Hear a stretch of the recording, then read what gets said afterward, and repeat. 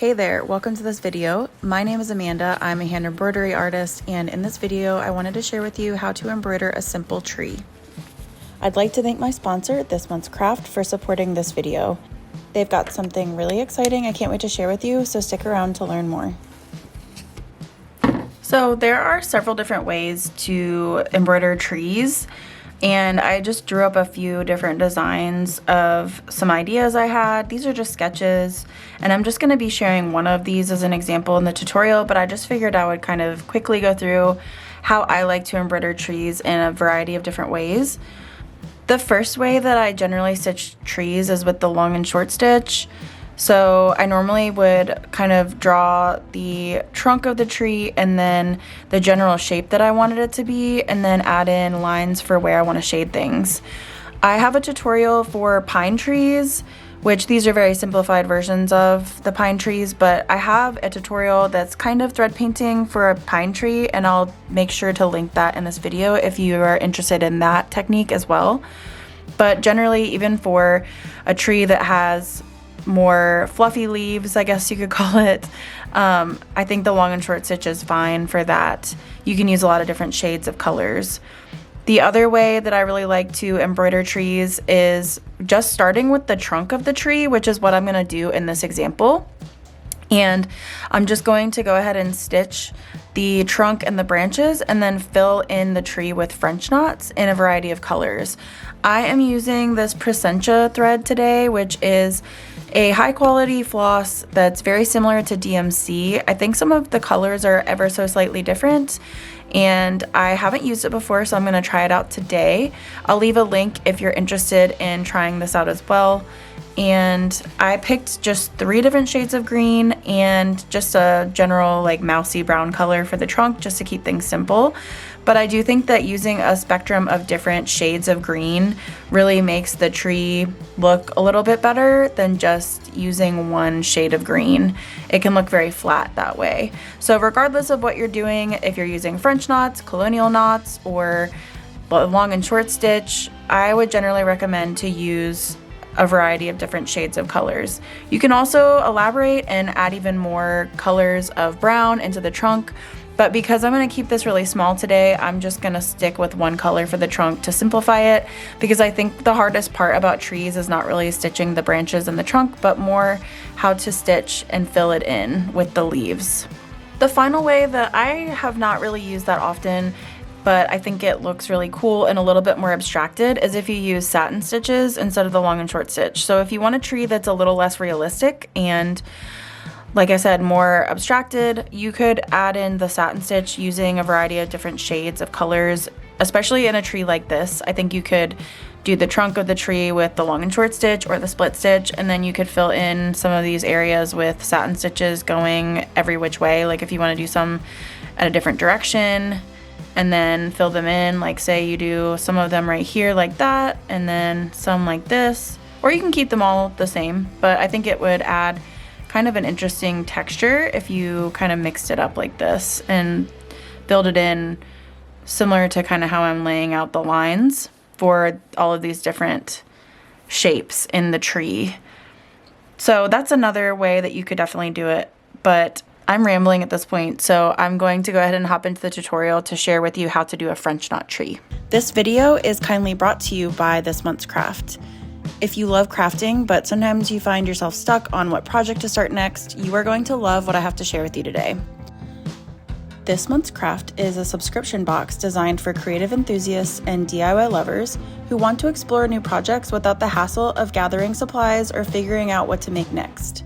Whether you're into artistic, meditative crafts like embroidery or pottery, or hands-on DIY projects like woodworking and birdhouse building, there's something for everyone with these boxes. Each box is carefully curated to help you grow your skills over time, making crafting super accessible, fun, and stress-free. With This Month's Craft, you're not just getting supplies, you're joining a creative journey with thousands of others, exploring new skills every month. I really enjoyed receiving this box and stitching this project. So if you're looking for a fun, relaxing way to tap into your creativity, I highly recommend This Month's Craft. They have even more boxes outside of embroidery, so definitely check them out. With everything you need delivered straight to your door, you can skip the guesswork and focus on the joy of making. Click the link in the description to check it out and let me know in the comments what's your favorite way to craft and unwind.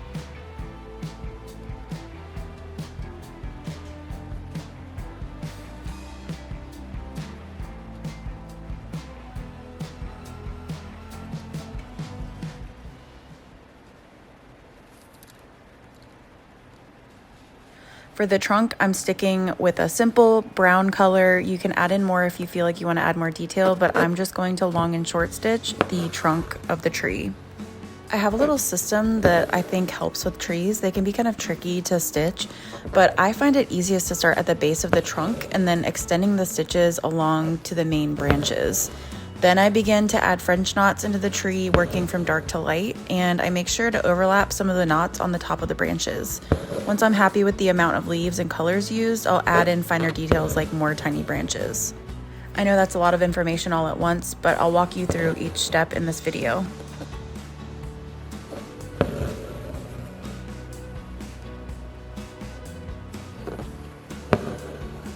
I'm using 2 strands of floss at a time for this tree, but you can use more or less depending on what kind of texture you want. And then once I get to the narrower areas of the branches, I'm switching to a split stitch. At this point, the tree is going to look a little bit bare and lifeless, but I promise it will start to come together more once we start adding in the leaves. For the leaves, it's helpful to use several shades of green to make it look a bit more real. I'm not going for photorealism with this example, but I do think that adding in 3 to 4 different shades of green will help a lot. You can use one color to keep it really simple, but sometimes it turns out really flat. At this point, I'm just adding in some scattering of dark green stitches along the branches. I am not going to fill these in super densely right now because we're going to gradually fill it in.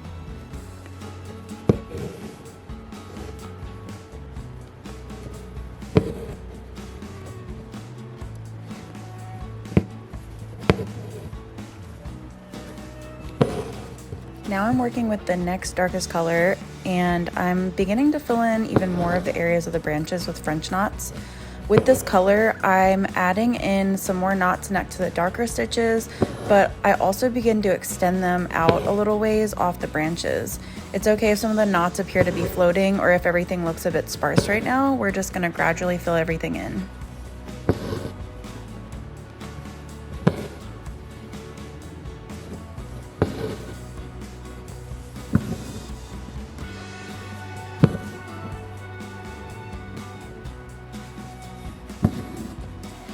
With a medium green, make even more French knots. At this point, it's helpful to begin to start grouping the knots together to more densely fill in some of the areas, but remember to keep some of the branches exposed. If you look at a tree in nature or in a reference photo, you'll notice that there's still light shining through some of the branches and you can see some of the actual branches of the tree.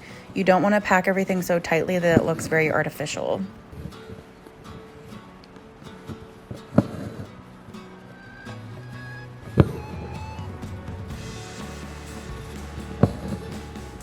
Finally, I'm going in with the lightest color and adding in more groups of French knots to evenly distribute them throughout the tree.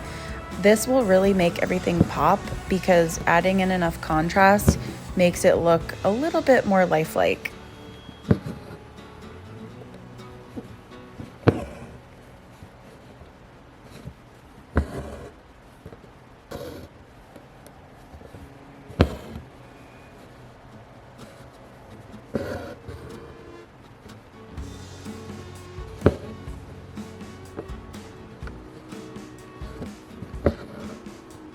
Finally, I'm using 1 strand of the brown floss and I'm basically going to add in a few thin branches that begin along the tips of the main branches and end along the groups of leaves along the edges, especially some of the areas that I kind of added in that are slightly floating outside of the tree. This will make it look a lot more cohesive and put together.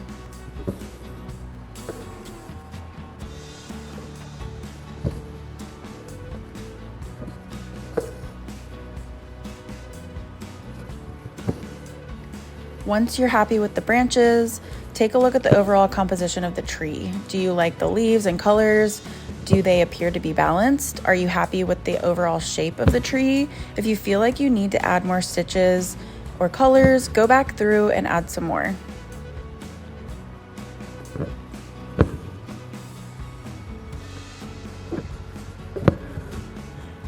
And that's pretty much it. You can use this system for pretty much any size and shape of tree, and I feel like it works relatively well. So let me know in the comments how you liked everything and if you decide to try this out. And again, a big thank you to This Month's Crafts for sponsoring this video. Definitely check them out in the description below if you're interested, and I'll see you in the next video. Bye.